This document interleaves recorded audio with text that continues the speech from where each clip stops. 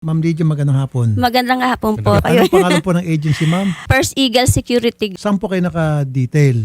Lipa Fiesta Mall po. Sa Resort CX sa Batangas po. At ang inyong pong pinakareklamo, Yung sahod po namin kasi hanggang ngayon wala pa po kaming sahod.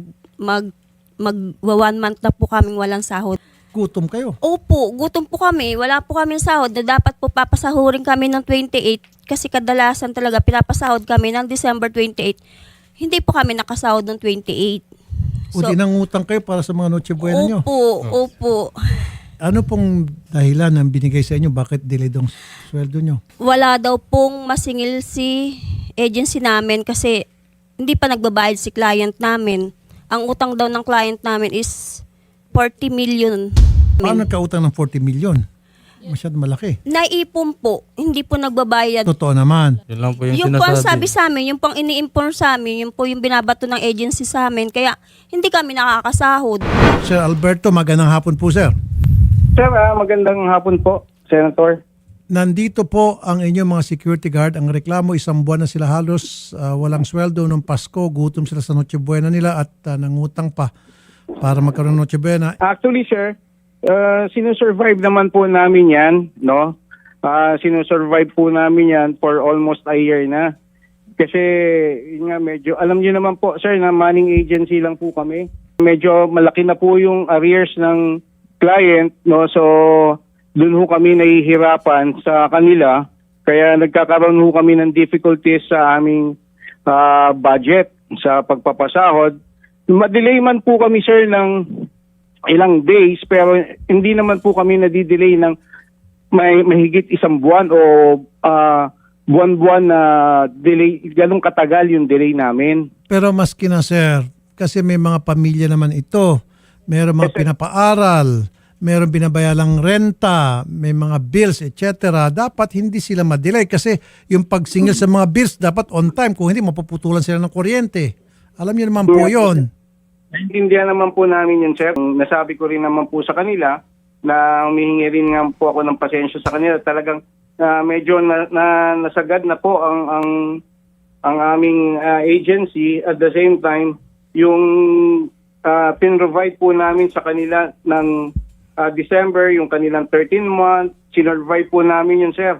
Okay, good. So nagbigay kayo ng 13 month. Yes, sir, opo. Binigay?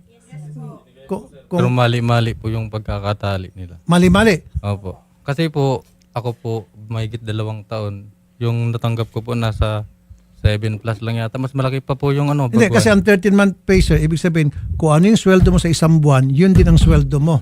Yun din ang dapat ang 13 month. Ganun po yung computation. Nagtakal lang po kasi ako, mas malaki pa yung ano ng baguan kaysa sa amin. Ano. Wala naman po akong leave. Minsan di po ako nakapag-leave. Pero nabuo mo yung 1 taon. Opo po. Oh, Hindi sir. ko po alam kung anong nangyari. O bakit daw yung 13-month pay ng mga senior mas maliit kaysa sa mga junior? Sir, wala po kasi akong hawak ngayon na mga records ng sinasabi nila. Sana nakipag-usap muna po sila sa amin dito sa opisina para na sa ganun, kung meron mga discrepancies po, naayos po namin. Hindi naman po sila pumupunta rito sa opisina or nagsasabi na merong mga ganyang discrepancy pala sila. Hindi po namin alam, sir. Para na-check din po namin dito sa office kung ano po yung sinasabi nilang kulang or bakit yung kanilang natanggap lang. Sir, ganito i-compute nyo ulit yung mga kulang na ibigay na 13-month pay, pakibigay lang po yung difference.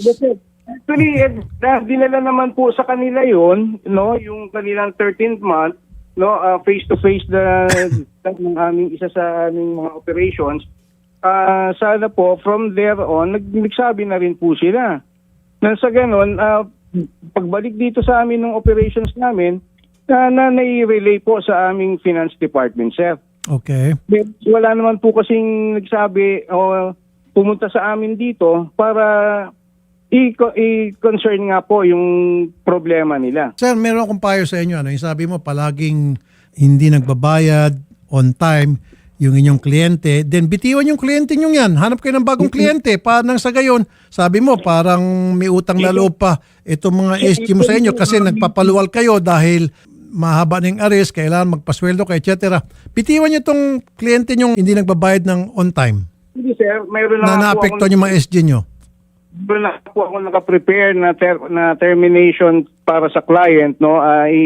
Uupuan na lang din po ng Mancom namin para po na alam niyo itong particular client po namin na to, ite-terminate ko na po. Good. Tama po yan. So for the meantime, ito pong halos isang buwang sweldo nila na hindi po nagbibigay simula pa nung Pasko. Ano pong mangyari ngayon, sir? I-upload na po yan kaninang umaga. Ang schedule po talaga nila today. Yung mga naka-ATM po, nai-upload na po yan kanina pa po. Ngayon, yung cash naman, i-deliver pa po sa kanila ng isa sa aming mga operations manager, sir. Ngayon po, paalis na po siya ngayon. Yun naman din po ang nasabi ko sa kanila na hintay lang nila itong darating na week. Ito nga po, na mapapasahod sila. Kasi actually, sir, ginagawan lang po talaga namin ng paraan na mai-survive sila kung gaano ho kalaki o kahaba yung utang ng kliyente sa amin. Yung pong Results Manila Inc. Ang sites po nila sa amin is bali 7. Mula meron pa po kaming Cebu, meron po kami diyan sa Lipa, meron po kami sa Metro Manila. Kaya umabot po ng 40M yung kanilang arrears sa amin, sir. Malaking operations po pala kayo. Malaki po yung kumpanya ninyo, yung agency po ninyo. Malaki naman din po, sir. Pero pagdating po sa ganyan, yung 40M, sinuhubang agency na manning agency lang na hindi matutuyuan. I understand, sir. Naintindihan ko na. Pero Humihingi na rin po ako ng paumanhin, sir, sa mga tao, sa kanila. Ang inihiling ko lang naman po sana sa kanila noon, maintindihan po nila yung ginagawa rin naman po namin sa kanila. okay, pero sir, dapat maintindihan mo rin na may pangangailangan din sila. Sir, okay. Kaya nga hindi ho kami, kagaya nga sinabi ko kanina, sir, hindi ho namin pinapalagpas ng 1 buwan o mahigit pa sa 1 buwan na hindi namin sila mapasahod, sir. Okay, sige. So ang importante, sir, sabi mo, yung may ATM, I-upload na po. naka-upload na. Tapos Opo. yung mga iba, ibibigay cash Yung ngayon. po, dinala na po ngayon. Saan po dinala? Diyan po, sa Lipa. Opo, ihahatid po yung mga cash naman po, sir. In fairness naman po, hinahatid pa ho sa kanila yan. Dapat Doon lang. mismo sa detachment nila sa Lipa. Okay. So pag-uwi na lang Lipa, nag-aantay na yung pera nila. Yes, sir. Yes, sir. Opo. At saka yung may mga ATM, pag pumunta sila sa bangko, i-check nila, nandoon na. Opo. Okay, ganun dapat pala. Sumahod po kami ngayon pong 2:00 lang po ng hapon kasi po tumawag po kayo sa kanya. Kaya po in-upload na po yung mga sahod sa ATM. Tsaka po yung sa cash, tsaka po pinadala. Tapos po, yung sahod po namin, talaga po sir, ay delay pa rin po. Ngayon po, magpi-15 na ang date ay hindi pa rin po sa amin ibibigay yung pang 15. Yung cut-off. Yung cut-off. Opo, 15. tapos na po yung 15. Nung 30 po dapat, sumahod na kami. Okay. So yung from December 6 to December 28, hindi na ibigay yun. Hindi po. Tapos ngayon, December 28 to January 15. Yes po. Yung tanong namin, yung sa 50 namin, kailan pa kaya ulit ibibigay yan? Sir, actually, pinaghandaan ko na po yan, no? Alam ko naman din po na yun naman din po yung susunod nilang itatanong sa akin. Ina-arrange na rin naman po namin yung aming finances para may cope up din po namin yung kanilang sahod. Kailan nga po? Kailan po? May bigay namin on the 16th. On the 16. Yung Yes, para sir. sa cut-off, the 15. Yan, Yes, pangako niyo po yan. Yes, sir. Yes, sir. Yung 5 days na, yung Sick leave. sick leave po. Okay, sick leave, okay. Di ba po dapat nakukuha namin yon pagkatapos ng taon. Oh. Pero po wala po kami natatanggap pag natatapos yung taon na yon. Oh. Magsi 6 years na po ako, wala po kami natatanggap na gano'n na 5 days. Nagtataka nga po yung mga iba naming kasamahan doon, bakit sila meron, bakit kami mga guard wala. Mr. Santos, Yes, sir. Yes, sir. bakit yung sick leave vacation nila hindi na ibibigay?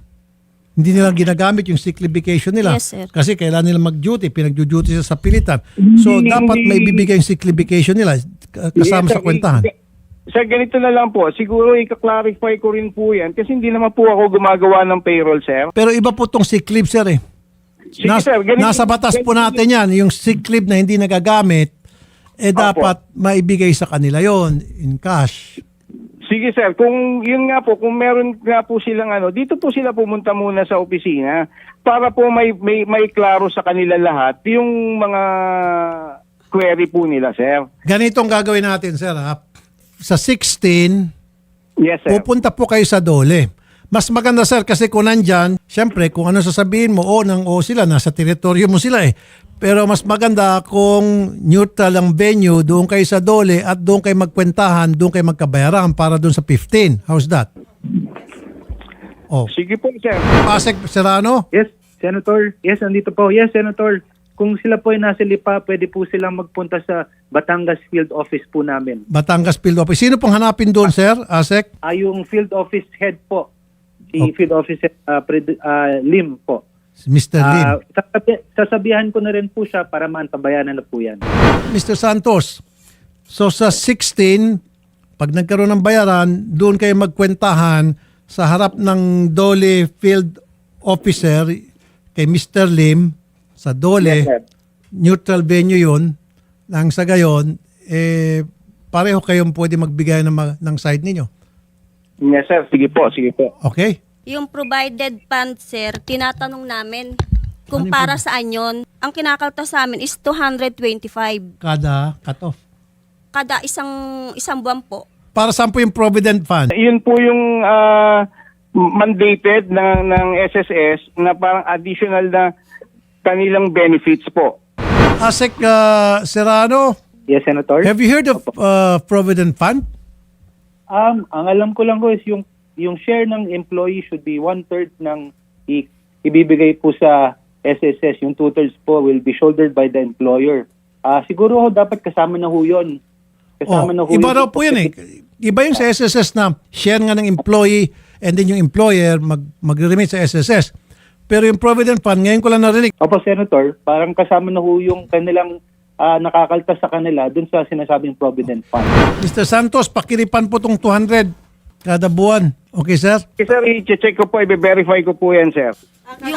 Yung cash band po ba, sir, aprobado po ba yun? Cash band, 100 kada cut-off yun, 100. Parang ipon po namin in case na mag-resign Ipo kami. namin, pero hindi naman kami nakakautang Okay. sa company. Colonel Jacinto, Yes, sir. Opo. legit ba yon yung paghihingi ng cash ban sa mga SG? 100 po kada cut-off. 100 pesos kada cut-off? Nakarinig ba kayo ng ganon? Na polisiya? Sir, check ko rin po muna kasi parang ngayon rin po narinig yung tax ban na ganyan. Pero ito-double check ko po kung ano yung mga ating sinasabing ban. Kasi ang alam ko may ban is our agency. Opo. Sa agency, nagbibigay ng ban sa inyo. Pero yung mga CSG, hindi dapat nagbibigay sa security agency. Yes po, yun po ang pagkakano. Pero ito-double check ko din po, kasi binabasa ko nga po itong natin, kung talaga bang meron, double check ko po. Asek Serrano, Yes, sir. 100 pesos cash ban kada Opo. cut-off. Legit ho ba yun? Senator, meron po tayong tinatawag na principle of non-interference with the payment of wages. Ibig sabihin po, dapat po mga empleyado nakakuha po nila ito ng buo na wala pong ibang makikialam unless they would give consent to this.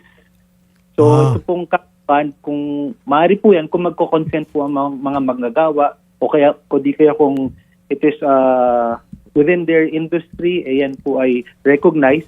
Pero doon po tayo, yung general principle po, hindi po dapat manghimasok kung paano gagamitin ng manggagawa ang pagtanggap nila sa kanilang sahod, Senator. So ibig sabihin, bago sila mag-impose nitong 100 pesos cash ban kada cut-off, kailangan may consent yung mga SG at sila muna ay pinagsabihan na, kakaltasan namin kayo 100 pesos kada kinsenas para sa inyong cash ban. Okay ba sa inyo? Hindi. Then they can say yes or they can say no. Tama? Ganon? Yes, sir. Yes, Senator. Pwede. At ma-explain rin po sana kung ano ho ba ang paggagamitan nito para mas malinaw po ang pagkaltas. Mr. Santos, Opo. meron pang cash ban. Ayan, narinig mo sabi ng Dole. Dapat Yes, sir. pinapaliwanag sa kanila para sa yung cash ban na 100 pesos kada cut-off. Napaliwanag ba sa kanila? Na-explain, alam naman po nila yan, yung cash ban, sir, na-explain naman po sa kanila yan. Na-explain ba sa inyo? Hindi naman po. Hindi raw po, umiiling silang lahat. Pero saan niyo po ginagamit yung cash ban? Matanong ko lang. Sir, yung cash ban po nila na yun, makukuha naman po nila yan, yung length of service nila once na nag-resign sila. Hindi naman, yan po kumbaga savings din nila. Then, tama yung sinasabi ng Dole, kailangan may consent nila. Mukhang wala silang consent basta na lamang kayo ng kakaltas ng cash ban. Hindi sir, meron naman po silang alam tungkol diyan sa Teka cash muna, ban. meron ba silang mga pinirmahan sa inyo, bawat isa sa kanila, na sila'y kumukonsente doon sa pagkaltas ng cash ban, para sa cash ban? Then, kung wala kang maipakita na pirma nila na kinukonsente pagkaltas ng cash ban, illegal po yan, ayon po sa Dole, base sa mga sinasabi ng Dole. So, pakisolid na rin po. Pakisolid na po. Ganito na lang, sir. Pagdating sa Dole, sa 16, isama nyo na po yung sa cash ban at saka yung sa Provident Fund, pakibalik na lang po, ano? Sige sir, i-discuss ko po yan. Opo. Sige sir, sa 16 po sir, asahan ko po doon sa Dole, magkabayaran po, magkakwentahan. Ano po? Yes sir, opo. Okay. Paano yung Pasko? Nangutang kayo? Wala na pong Pasko, sir. Duty din eh. Duty din ng Pasko. Bigyan sila tig 10,000. Merry Christmas. Belated Merry Christmas. Thank you po. Sige. Okay, may 10,000 po kayo bawat isa. Thank Yan you po po, yung- Senador. Para mabayaran niyo po yung mga utang niyo, para yung matatanggap niyong sweldo ngayon, saka sa 16, clean slate po kayo. Okay, thank you po. Ito po yung pinangako ni Idol Rafi na 10,000 each para pag-uwi niyo po sa inyo na meron po kayong dalang 10,000, no?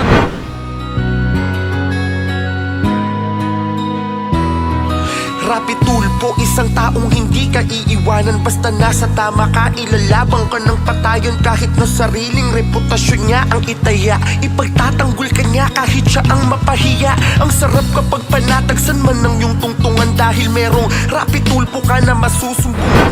Thank you, Idol Rafi Tulfo! Tinakbuhan di lang basta solusyon sa iyong pinagdadaanan. Maraming mahirap ang binigyan ng kabuhayan. Mga tao na binuhay ang pag-asa na naglaho na. Mga taong sumuko na sa buhay ibinangon niya. Idol, napakasarap mo magmahal. Sana araw-araw ay gabayan ka ng may kapal. Dahil sa